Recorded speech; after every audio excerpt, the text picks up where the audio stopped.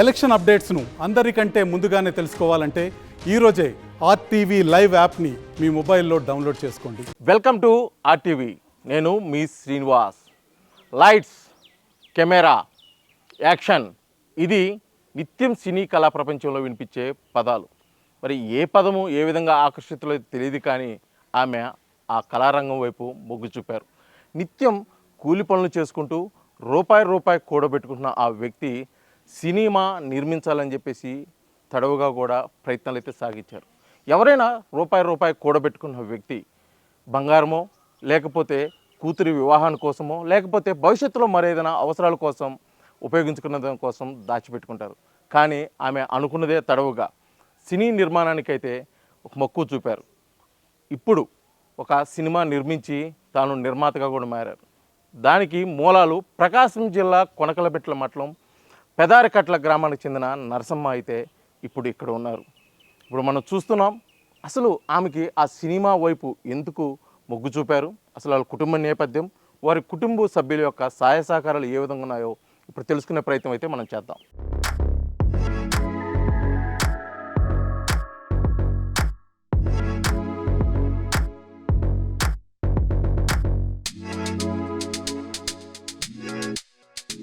సాధారణంగా కుటుంబ సమేతంగా సినిమాకి వెళ్ళాలంటే వందలు వేలు ఖర్చు అవుతున్న రోజులు ఇవి.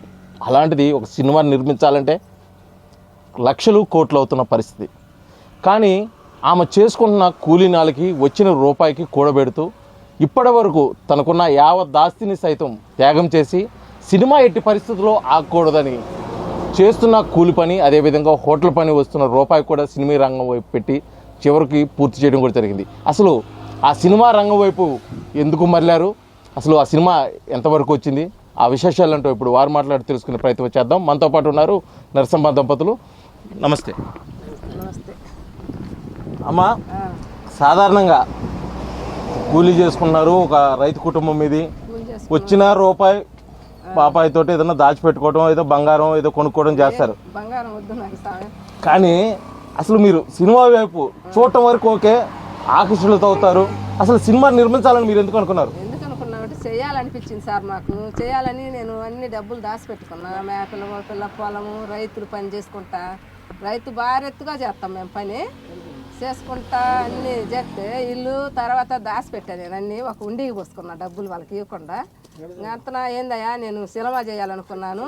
నేను అప్పుడు ఈ సినిమాకి పోయినా, ఇది బెమ్మంగారి జీవి చరిత్ర చిన్నప్పుడు పెళ్లి గంటలకి పోయా. నేను పోతే ఆ సినిమా చూసిన కాడి నుంచి ఎప్పుడైనా సినిమా చేయాలి అనిపించింది నా మతికి. మళ్ళీ పొట్టేలు పున్నమ్మకి పోయా. నేను పొట్టేలు పున్నమ్మకి కూడా పెళ్లి గంటలకే పోయా. మళ్ళీ ఒకసారి వచ్చినాక ఇద్దరం కలిసి పుట్టింటికి రాసి వెళ్ళని పోయాము.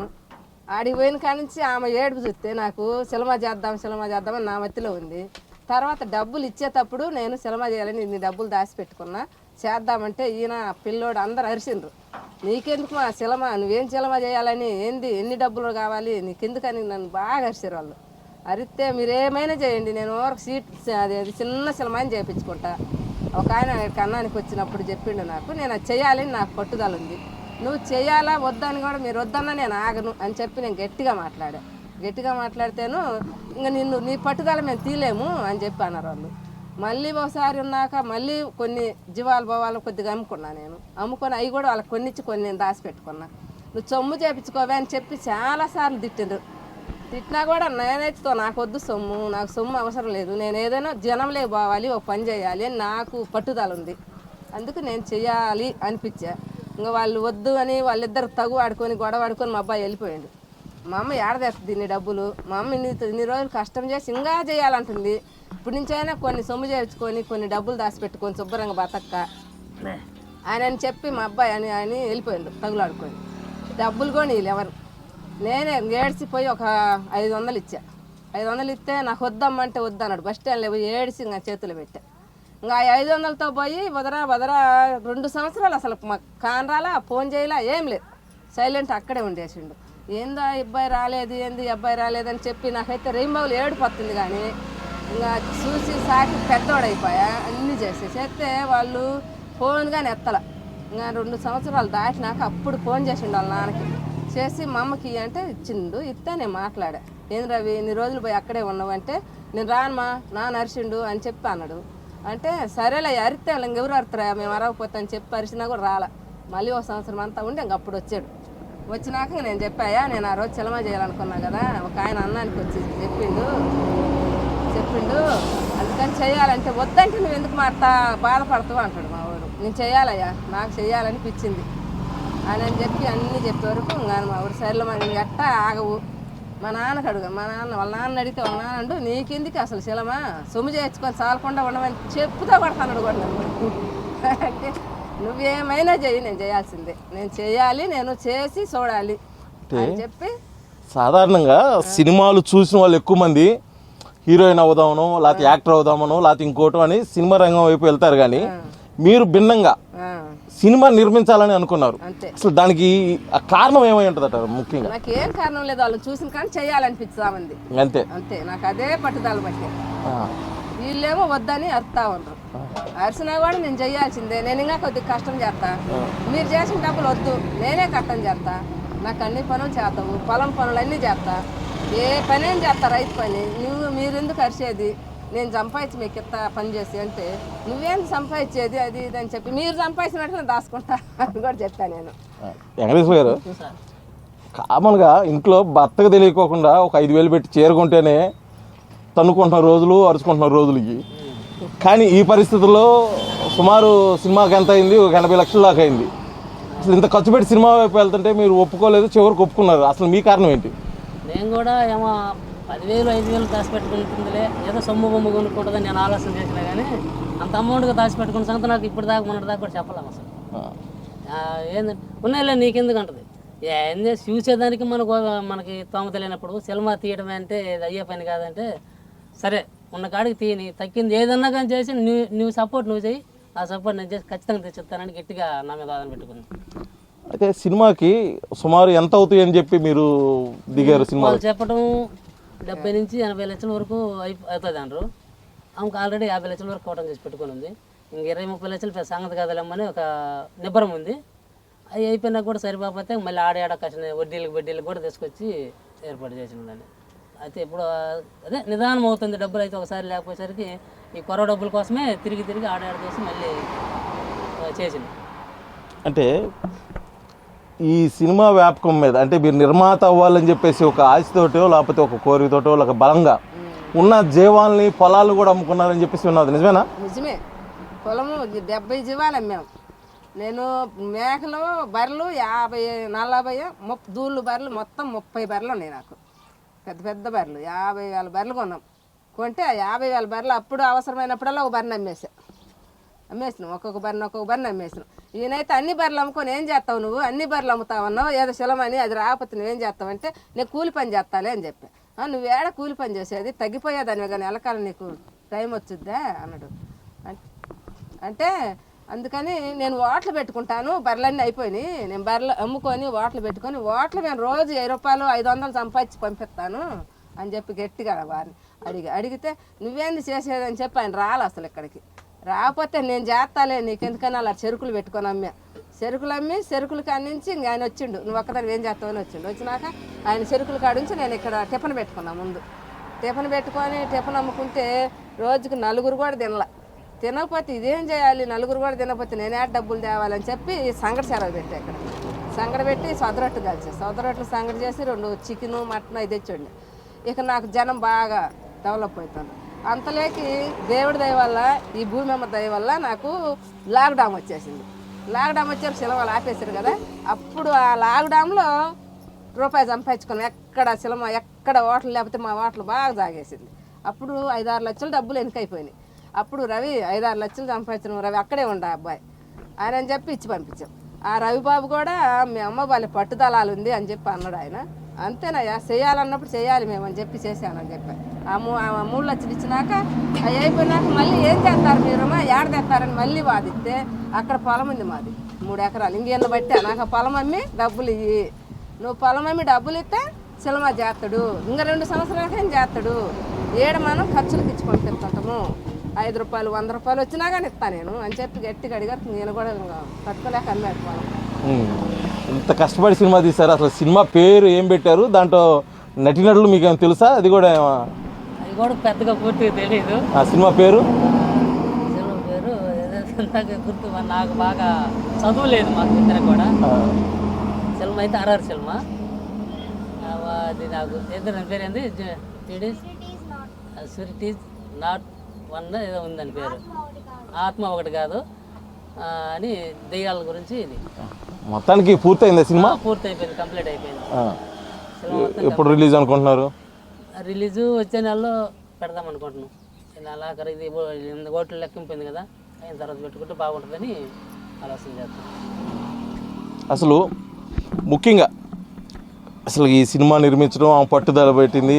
చాలామంది కూడా అదే ఇందాక చెప్పిన విధంగా ఒక చీరకో లేకపోతే ఒక నగకో చాలా కష్టమైతే ఇన్ని లక్షలు, సుమారు 80 లక్షల నుంచి కోటి రూపాయల వరకు ఖర్చు. అసలు మీరు మనసును ఏ విధంగా దృఢపరుచుకున్నారు, అసలు ఏ విధంగా రాయి చేసుకున్నారు అనేది మాకే అర్థం కాదు సార్. మాకు ఆ దేవుడు ఉన్నాడని ఒక నిబ్బరం, ఆమె ఏమో మొండిపట్టు. ఇది చేద్దామంటే ఇంకా చెయ్యాల్సింది. అది ఇంకా అది ఎవరు అడ్డం వచ్చినా నేను కూడా నెట్టి పక్కన నెట్టేస్తుంది. ఇది వాటిలో పెట్టాలని వద్దు, మనకి ఎందుకు ఆ కొండల్లో పెట్టి సాగుద్దంటే, నువ్వు ఊరక నాకు భయం లేకుండా నాకు ఆపోజిట్ అంతే, అన్ని విషయాలు నేను చూసుకుంటాను. చెరుకులు అమ్ముకుంది, చెరుకులు కొద్దిగా నన్ను చెరుకులు కాడ కూర్చోబెట్టి సంగడాట్లు పెట్టింది. 15 రోజుల దాకా ఏమో మాకు కూలి కూడా లేదు. అక్కడి నుంచి మాకు ఒక సారాయి అమ్మను, బెంజ్ అమ్మను, నిక్కచ్చుగా 10 మంది తినిపోతుంటే మాకు ఆనందంగా ఉంటుంది. వాళ్ళ కడుపు నిండుతుంది, మాకు రూపాయి వస్తుంది. ఈ వ్యవసాయం ఇంత వ్యవసాయం చేసినా కానీ దానికంటే కూడా నాకు ఏడే ఆనందం కనపడదు. ఎవరైనా రోడ్డును పోతుంటే పిలిచి అన్నం పెడతాం. డబ్బులు అంటే ఏదైనా భేదవాళ్ళు ఉంటారు కదా, వాళ్ళు పిలిచి అన్నం పెడద్ది. నేనైతే పెడితే వాళ్ళని మెలకొని ఉంటా. ఏందమ్మా అందరికి పెడతానని చెప్పి పక్కన వాళ్ళు కూడా గొడవ పెట్టుకుంటారు. మాకు మంచి వంట మంచి వస్తారు ఒక ఆయన.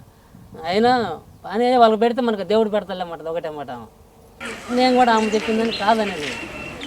బాగానే దేవుడు దేవాళ్ళు బాగా మనం ఎంత కష్టపడితే అంత ఫలితం జరుగుతుంది. 10 మందికి కడుపు నిండా కూడి పెడతాను. మెయిన్ నా ఆలోచన 10 మందికి కూడి పెడతాను, 10 రూపాయల డబ్బులు మాకు వస్తాను.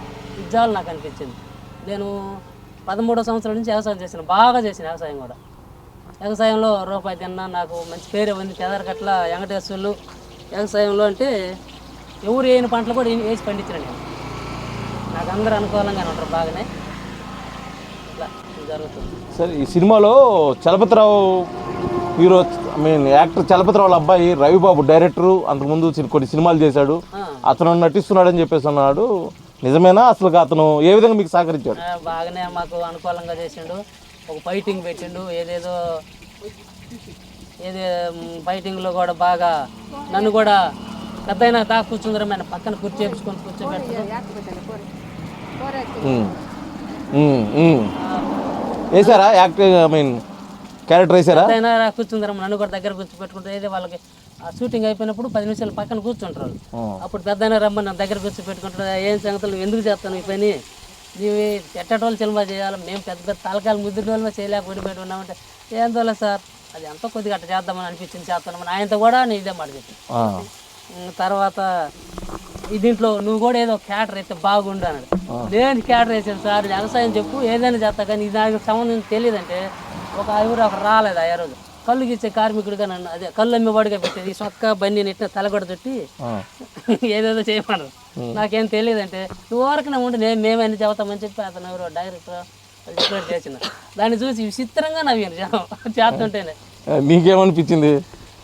వాళ్ళందరూ నవ్వుతుంటే నాకు కూడా ఇదేదో బాగున్నట్టుగా అనిపించింది. ఈ తలగొడ్డ బాడీ గోసి పెట్టారు, ఇది ఎంతో తగిలిచ్చారు, కళ్ళు ఈ పక్కన ఒకటి తగిలిచ్చారు, ఈ పక్కన ఒకటి తగిలిచ్చినారు. పెద్దోడి అల్లమంటారు, పెద్దోడేమో కళ్ళు వాళ్ళకి అమ్మమంటారు. ఇదేం సార్ నాకేంది అంటే, ఏం కాదులే మేము చెప్పినట్టు చెయ్యి అని వాళ్ళు చెప్పిన అట్లనే చేసిన. అది దాంట్లో కూడా నాది కూడా బాగానే వచ్చింది. మీ పుణ్యం, మీ భారీ పుణ్యం అంటే మీరు కూడా సిల్వర్ స్క్రీన్ మీద కనిపిస్తున్నారు సినిమాలలోకి. అప్పుడు ఏమైనా అనిపించిందా ఇంకా సినిమాలో కొనసాగుదాము బాగుంది? మాకు ఇప్పుడు ఎప్పుడు కూడా ఈ వాటి మీద 10 మందికి అన్నం పెట్టాలి, మాకు 10 రూపాయలు సంపాదించుకోవాలి, మా లైఫ్ ఇక్కడే పోవాలి అంతే, ఇంకేం చేయం మేము. అన్ని రకాలుగా వ్యవసాయంలో అన్ని ఆరితీరు మేము ఇద్దరం కూడా. ఆ మిత్రం వేసిందంటే ఈ ఎకరాకి ఇన్ని గింజలు పడాలి, అన్నీ గింజలు వేస్తాం, ఎవరు తట్టుకోలేరు ఆ మిత్రం వేస్తే. నేను సేద్యం చేసినంటే నా ఆయనకెడితే ఇంకా ఎవరు ఆపుకోవడానికి లేదు, నేను రోజుల సార్లు ఎవరైనా కనుక్కుంటారు అంతే. ఆ వ్యవసాయం చేసేవాళ్ళం దీని మీద ఆలోచన పడింది. 10 మందికి కూడి పెడతాను, మాకు 10 రూపాయలు వస్తున్నాయి, ఇంతకంటే ఆనందం మాకు ఏది కనపడాల. సరేనమ్మా, ఏదైనా ఒక చిన్న పని చేస్తే ఒక 10 రూపాయలు ఖర్చు అవుతుందంటే, ముఖ్యంగా ఆడవాళ్ళు అంటే ఆడిపోసుకుంటుంటారు, చూటిపోటు మాట్లాడుతుంటారు. అసలు వీటికన్నిటికి భిన్నంగా అంటే ఆలోచించడానికి కూడా వీలు లేకోకుండా ఒక సినిమా నిర్మాణం వైపు మీరు వెళ్ళారు. అంతే. మీకు ఎటువంటి సూటిపాటు మాటలు కానీ ఎవరు మాట్లాడుకో ఏమంటాం కానీ లేకపోతే మిమ్మల్ని ఎందుకమ్మా ఇది చేయటం అని చెప్పి ఎవరైనా సలహాలు ఇవ్వడం కానీ ఏం చేయలేదా? ఏం చేయలే. వాళ్ళు ఇంకా చేస్తుంటే మీరు ఎందుకు చేస్తుండ్రు, వాళ్ళకి ఎందుకు ఎచ్చులు అది ఇది అని చెప్పి బర్రెలు కాసుకునే వాళ్ళకి మీకు సినిమా ఎందుకని? బర్రెలు కాసుకునే వాళ్ళకి ఎందుకు, మేకలు కాసుకునే వాళ్ళకి ఎందుకు, కొండ చెట్లలో తిరిగే వాళ్ళకి వీళ్ళకి ఎందుకు అన్నారు. ఈ ఓట్లు పెట్టేటప్పుడు కూడా కొండ చెట్లలో పెట్టి బాగా చేసిద్దాం అని చెప్పి చాలా మంది అన్నారు. అనుకుంటే ఎవరు అనుకుంటే నాకెందుకు, భూమి అమ్మని నమ్ముకున్నా, పైన భగవంతుని నమ్ముకున్నా, వాళ్ళిద్దరూ నాకు సాయం చేస్తారు. ఏనట్టే కాక ఆయనన్నీ నమ్ముకున్నా నేను. వాళ్ళిద్దరూ నాకు సాయం బాగా చేసిండ్రు కాబట్టి నేను డెవలప్ చేసుకుంటా పోతా ఉన్నా. నాకు దేవుడు అనేవాడు సాయంగా సాష్టాదిగా ఉన్నాడు. ఆయన నాకు డబ్బులు చేతికి ఇచ్చినట్టే ఉన్నాడు. అందుకు కాబట్టి నేను చేస్తా ఉన్నా, నాకు వస్తా ఉన్నా, ఇచ్చుకొని తింటా ఉన్నా, సెలవు చల్లుతా ఉన్నా, ఊరుతా ఉంది. దేవుడు నాకు అదైతే మాత్రం సాయంగా చేసిండు. సరే, ఇప్పుడు ఇంత సినిమా నిర్మించారు, త్వరలో రిలీజ్ కాబోతుంది. ఈ నిర్మాణ రంగం అంటే ఇప్పుడు మీరు నిర్మాతగా మీ కుటుంబం మొత్తం కూడా సినిమాలో ఉన్నారు, ఉన్నది అమ్ముకున్నారు, వచ్చేది పంపిస్తున్నారు, ఒక రూపాయి కూడా మిగుల్చుకొని చేస్తున్నారు. ఇంకొక సినిమా తీసే ఆలోచన ఉందా, లేకపోతే ఇది ఇలా కొనసాగిస్తారా? లేకపోతే ఈ సినిమా అయితే చేయగలిగితే శాతం దేవుడికి ఎంత శక్తి ఇస్తే, ఆయన శక్తి చేయలేదు సార్. మాకు పెద్ద మా పండెత్తుకున్నట్టు ఇక్కడే మాకు ప్రశాంతంగా ఉంది. మొన్నంటే ఆమె సరే చేసుకుంటానంటే వదిలిపెట్టేసాను, కానీ అప్పటికి 2-3 రోజులు గొడవ పెట్టుకున్నా. 15 రోజులు వాటగాడికి ఇక్కడ రాలేదు. అయినా నా పట్టున వదలనని గొడవ పెట్టుకుంటే సరే.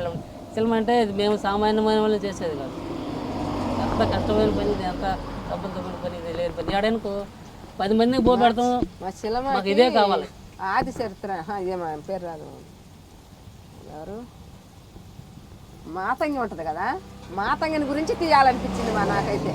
మాతంగిని గురించి సినిమా తీయాలి అంటే, మాకు ఎల్లమ్మ కొలుపులు చేస్తారు కదా, మాతంగిలు వస్తారు కదా, వాళ్ళన్నీ విధములు చేస్తారు కదా, ఆమెను గురించి చేయాలని బాగా పట్టింది నాకైతే. రవి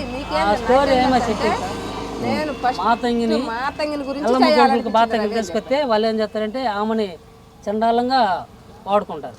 తీసుకొచ్చిన గుడి పెద్దలు కానీ, ఆ ఊర్లో పెద్దలు కానీ, అనుకూలమైన వాళ్ళు 5-6 మంది ఆ రోజు ఎట్టంటే అట్ట చేస్తుంటారు.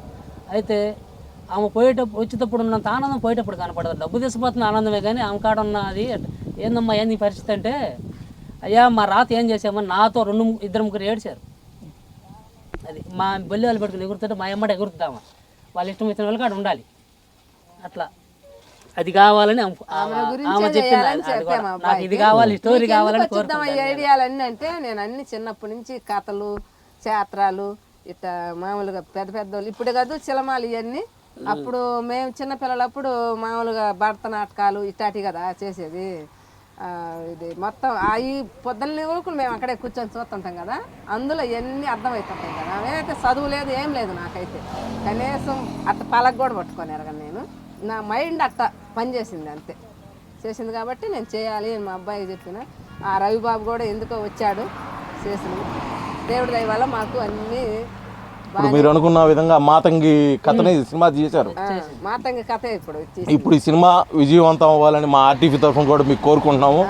మీ దేవుడు ఆశీస్సులు మీకు ఎప్పుడు ఉంటాయి. దీంట్లో లాభాలు బాగా వచ్చిన తర్వాత మరొక సినిమా కూడా మీరు చేసి మరొకసారి ప్రజల ముందుకు రావాలని ఖచ్చితంగా కోరుకుంటున్నామమ్మా.